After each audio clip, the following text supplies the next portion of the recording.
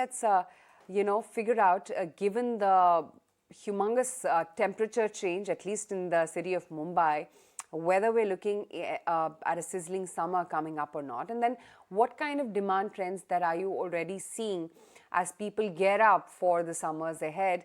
To talk about exactly that, we have with us Nilesh Gupta, the MD at Vijay Sales, and Nrupresh Shah, ED at Symphony, joining in right now. Nrupesh, if I could start off the discussion with you. Morning, firstly. Help us understand whether you're already seeing, a demand pickup, given that some of the cities and states, especially here in Maharashtra and Mumbai, have become suddenly hot. Morning. Yes, certainly that is quite evident. By the way, just today I was reading that in many states of the country, yesterday and day before yesterday in last 7 years were probably the hottest days. And that is really seen in terms of the sentiments, in terms of the demand, and in terms of the overall traction.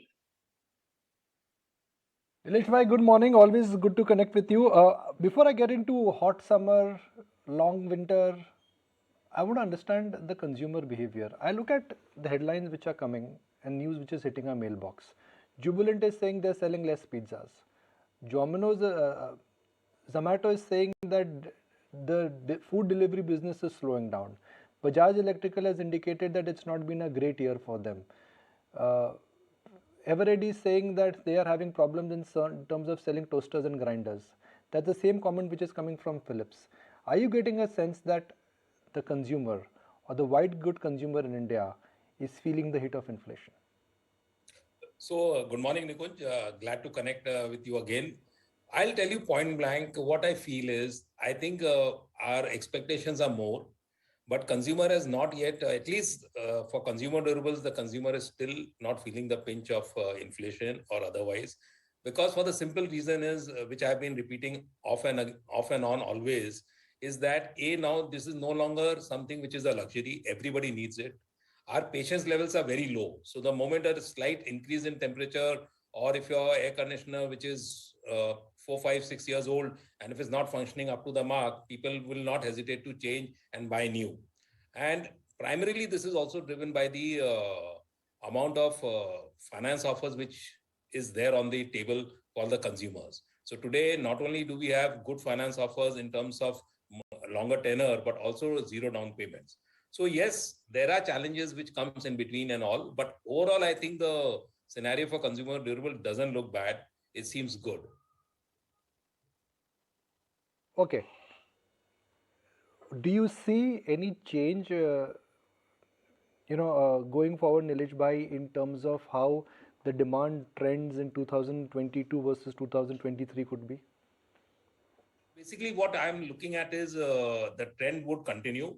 2022 was a very good year. Overall, yes, we had some challenges in terms of volume, but value growth was there. And I think this year, we may recover a little bit of volume also. That is what is most probably expected. But it all depends as far as summer is concerned. The summer products, air conditioners, coolers, and refrigerators are concerned. It will all depend upon the intensity of the summer which we'll have this year. Mr. Shah, wanted to get in your take then in terms of what exactly is the outlook when it comes to reports which are suggesting now that the consumers are down trading and they're avoiding any consumer discretionary spends. Is that something that you're seeing on ground? See, first and foremost, the segment into which we are functioning, that is the air cooler in cooling space. Number one, vis-a-vis air conditioner in terms of the capital cost, it is 1/3 to 1/5. And when it comes to the recurring cost, that is the electricity bill, it consumes just 5 to 7% of the electricity. So on the contrary, during such scenario, it is much more viable medium. Secondly, when there is good summer, as Nilesh bhai said, what consumers bother is immediately they need the comfort. And despite December quarter being a winter quarter, our own performance in off season is a reflection of the kind of the demand and traction. And that kind of demand and traction we are continuously witnessing in current quarter across the country, across the models, as well as across the channels.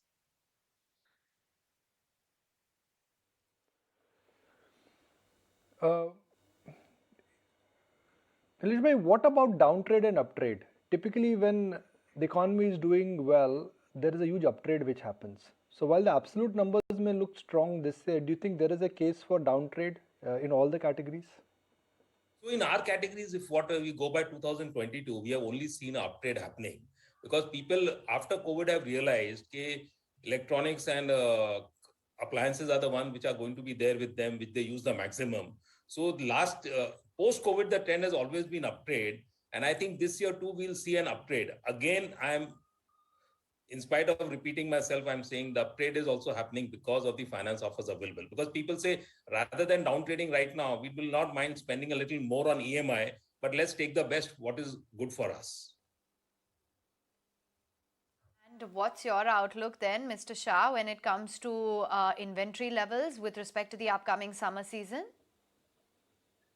So as far as trade inventory is concerned, it is completely normal as it is expected and supposed to be at this point of the time before season begins.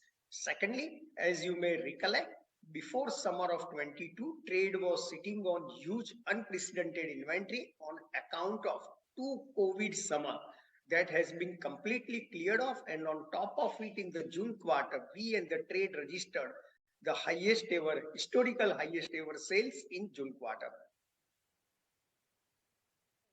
And have you been able to pass on the full inflation impact, or will you be looking at price hikes in Q4? So we have done some selective price increase, and price increase will continue. So as we have guided in the past, our aspiration is to be back to the normal EBITDA level as it was pre-COVID by graded price increase, new models, smart model mix, etc. Mr. Gupta, what's the outlook in terms of demand trend for tier 2 and 3 cities? Is the question for me? Yeah, Mr. Gupta, it's for you. Yeah, so basically for tier 2 and tier 3, I would not be the right person because our stores are not there. But whatever I've gathered from the brands, the demand looks quite good. Appreciate your time. Thank you so much, Mr. Gupta and Mr. Shah, for putting into perspective the sizzling summer trends and what exactly we're expecting.